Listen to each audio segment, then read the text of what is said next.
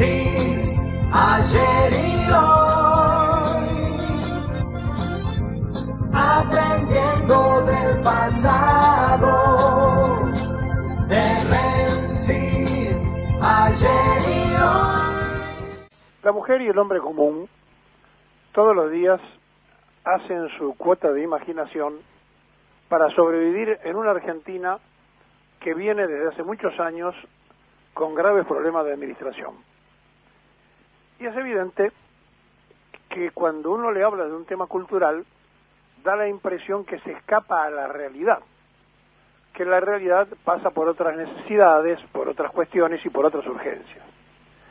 Sin embargo, miren, la importancia de lo cultural es de tal magnitud que solamente cuando un pueblo se lo mantiene en la ignorancia, se lo puede expoliar, explotar y llevar a los grados de confusión masiva en que se va sumergiendo lentamente a la Argentina, que va perdiendo desde el punto de vista cultural todo tipo de capacidad.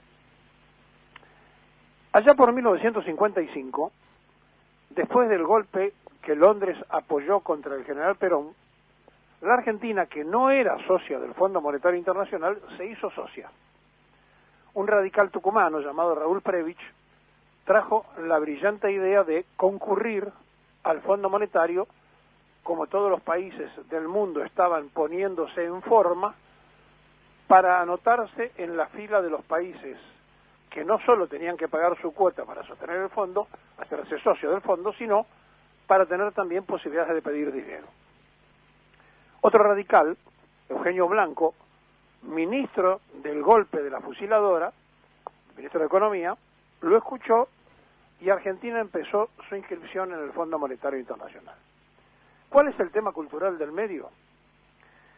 Que en realidad el peronismo de Perón, había establecido la base de la soberanía en la emisión monetaria del peso. El peso argentino se revalorizaba a tal punto que cuando Argentina exportaba y quería vender, mantenía a través del control que se hacía con los hilos en el puerto de Buenos Aires, comprándole al productor en el momento que el productor necesitaba el dinero y pagándoselo la cosecha, y exportando en el momento en que el mundo necesitaba consumir, a través, claro está, de todo el desarrollo de la flota mercante argentina. Y entonces, cuando se vendía, no se vendía ni en libras esterlinas, que era la moneda de aquella época fuerte, con respaldo oro, ni en dólares, ni en ninguna otra moneda, se vendía en pesos. Y entonces cuando el comprador decía, ¿y dónde sacó los pesos? Es un problema suyo. Entonces el peso se revalorizaba a nivel internacional porque Argentina vendía en pesos. Compraba en pesos y vendía en pesos. Es decir, era un hecho soberano de la moneda y era un hecho cultural. Entender esto era tan simple como darnos cuenta que la impresora, la máquina de imprimir billetes, era nuestra, porque además Perón había nacionalizado el Banco Central, que estaba en mano inglesa, y en la Casa de la Moneda, y es decir, todos los resortes de la economía habían pasado a ser nacionales, y entonces la moneda vigente era el peso. Se vivía en pesos, se pensaba en pesos. Vino la contracultura del golpe, y empezaron entonces con un montón de cosas, y aparecieron los Álvaros Alzogaray. Apareció el capitán ingeniero, y de él una enorme cantidad de apóstoles de la mentira, tratando de hacer creer que el peso nuestro no valía y que el que valía era el otro peso, el de Washington, el que hacía la otra imprenta, la imprenta de la Reserva Federal, que no es el Estado norteamericano, sino un conjunto de bancos privados de Estados Unidos, que emite el dinero, y que le cobra al pueblo norteamericano un impuesto por cada billete que emite. Hasta la Segunda Guerra Mundial, la moneda vigente, que era la libra esterlina, tenía respaldo oro. Bueno, el dólar no tiene ninguna clase de respaldo. Es decir, está respaldado por el triunfo en la Segunda Guerra Mundial de los aliados y supuestamente por el trabajo del pueblo norteamericano.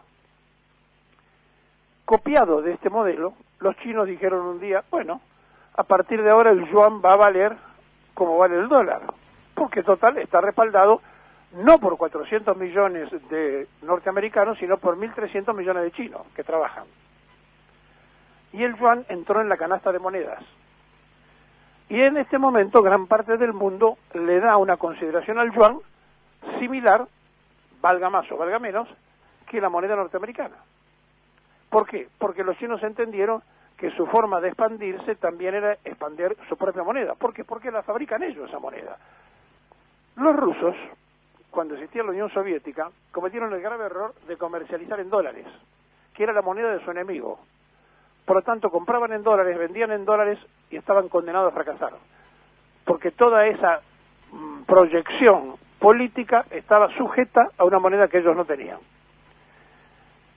Hoy llega la misión del Fondo Monetario Internacional, una vez más, después de tanta, de aquel 1955, y viene otra vez a estudiar, a que le demos explicaciones, por un país que administrativamente no ha sabido desarmar esa situación. Miren, cuando Néstor Kirchner canceló toda la deuda con el Fondo Monetario Internacional, incluso lo criticaron porque pagó adelantado 10.000 millones que se podían pagar más tarde, y dijo, a partir de ahora nosotros hacemos nuestra tabla económica porque ahora no tenemos que dar explicaciones a nadie. Cuando llegó el primer ministro de Economía de Macri, dijo, es tan bajo el endeudamiento argentino que ahora vamos a concurrir al mundo de capitales porque la Argentina está en condiciones de pedir porque tiene un bajo endeudamiento. Una cosa, una confesión de prueba absoluta. ¿Y saben cuál es la conversación de hoy? Los 44.000 millones que le entregó la administración del fondo anterior por presión del Tesoro norteamericano, a pedido que le hizo a Macri a Trump, para que se lo fumigaran, se lo llevaran, se lo robaran, se lo hurtaran al pueblo argentino, con operaciones cambiarias, los amigos del poder del gobierno que se fue. Y esos 44.000 millones de dólares que tenemos que pagar todos, los vencimientos se los dejaron para este gobierno. Es decir, si perdemos las elecciones, dijo Macri, que se aguante el que sigue. Hoy, la propuesta es parecida. Quieren patear 4 años sin devolución de capitales para el gobierno que viene o para el turno que sigue, porque Argentina no puede pagar los vencimientos que se firmaron, que van en una escala tal, de una magnitud tal, con vencimientos de tal graduación que no se pueden cumplir. Es decir, el fondo hoy va a recibir de parte del gobierno argentino, hoy o mañana o cuando se junten para discutirlo, un pedido de que esos vencimientos se posterguen 10 años. Nada es gratis. En el mientras tanto, y sospechosamente con todo esto que está ocurriendo, ayer subieron un 24% las acciones de las empresas de Argentina en Wall Street. Subieron la bolsa del mundo en general.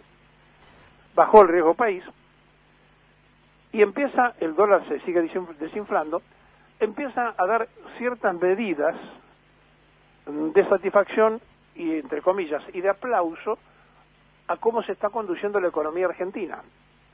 ¿Pero por qué? Ayer quedaba explicado en la columna económica. Porque ellos lo que no quieren es que emitamos dinero nosotros, quieren que compremos deuda. Entonces, para facilitarnos la compra de deuda, hacen movimientos de tal magnitud que digan, ¿no ve? Así como va, la cosa está fenómeno. En el Parlamento, donde va a enviar el ministro Guzmán para que se apruebe el compromiso de la negociación con el fondo, seguramente los legisladores le van a decir, pero ojo con el tema de la deuda, porque en lugar de emitir, se contrae deuda en moneda extranjera que no manejamos ni dominamos. ¿Para qué queremos hacer deuda en dólares para transformarla en pesos? Hagamos y emitamos peso. No, el peso crea inflación. Mentira. El peso crea inflación si lo utilizamos mal. Miren, cuando la Argentina estuvo al borde del knockout, se inventó, recuerden ustedes, los bonos. Con esos bonos se salvó la economía del mundo, porque se nos caía el mundo encima, y entonces eran patacones, eran Levac, tenían, no sé, los nombres que ustedes ya recordarán, y se inventó además el trueque, es decir, la sociedad argentina, carente de moneda, empezó otra vez al origen del dinero, porque el dinero no tiene valor en sí mismo, el dinero se inventó para que lo que tiene valor, que son las cosas reales, tangibles y materiales, se le ponga un signo que signifique vendo esto por tanto y compro el otro por tanto, no que ese dinero intermediario tenga valor en sí mismo. Bueno, y se habían empezado a hacer los canjes. Entonces la gente cambiaba una bicicleta por una cocina por una cama. ¿Qué había pasado? Se había descubierto el sistema bancario. Se había puesto en evidencia que los bancos son un invento absoluto para birlarle el esfuerzo y el trabajo a la sociedad que labra con su trabajo real la riqueza de los pueblos. Los banqueros inventaron la intermediación y encima le han puesto precio a un billete según el color. Una falacia absoluta que no tiene ninguna clase de valor, pero que han logrado instalarlo como valor. Y entonces la gente se vuelve loca por lo que no tiene valor, por tener un billete pintado con la cara de Washington, porque dice que vale más del de Rosa, San Martín o Evita o el que esté en el billete del otro lado, o San Martín o Belgrano. ¿Quién dijo eso que es así? Nosotros mismos. Y ahí venimos en el problema cultural. Es el problema de no entender, porque no se nos deja, porque no se nos enseña, porque se nos explicó al revés, y porque hay una prensa que ha hecho un lavaje de cabeza espectacular en la sociedad argentina, para que los argentinos sigan creyendo en los Domingos Felipe Caballo, sigan creyendo en los Cueto Rúa, sigan creyendo en los Aleman, sigan creyendo en los Alzogaray. Siempre hubo uno en turno para que se creyera. Siempre inventaron alguno para que defendiera lo indefendible. Y esos que hicieron todo ese trabajo se beneficiaron. Y se beneficiaron pidiendo auxilio ¿a quién? Al Estado. Porque cuando los mismos estaban quebrados, porque ellos se habían enganchado con empresas del exterior, tuvieron que pedir a Duhalde que los salvara, y Duhalde inventó la ley cultural diciendo que no podía haber un extranjero propietario de medios, y salvó así a Clarín, que si no ya no era más argentino. Y así podríamos contar toda la vida anécdotas y episodios de aquellos que postulan que hay una moneda que vale más que la otra. Miren, si usted tiene $1 millón en un naufragio y va a una isla, y la persona que encuentra allí es el dueño y la propiedad de los alimentos, usted se queda con el $1 millón y él con los alimentos, ¿quién cree que muere antes? Cuando usted le ofrezca $1 millón por la comida y no se la quiera vender. Bueno, Argentina tiene todo lo necesario para que la gente se alimente, coma y se desarrolle. No puede valer más un papel pintado de verde que las riquezas propias, naturales que tenemos, y del sacrificio de trabajar. Claro, es un problema cultural. Hay que explicarlo, hay que informarlo, hay que estudiarlo, hay que enseñarlo, y eso lleva tiempo. Y en el mientras tiempo sigue viniendo el Fondo Monetario Internacional.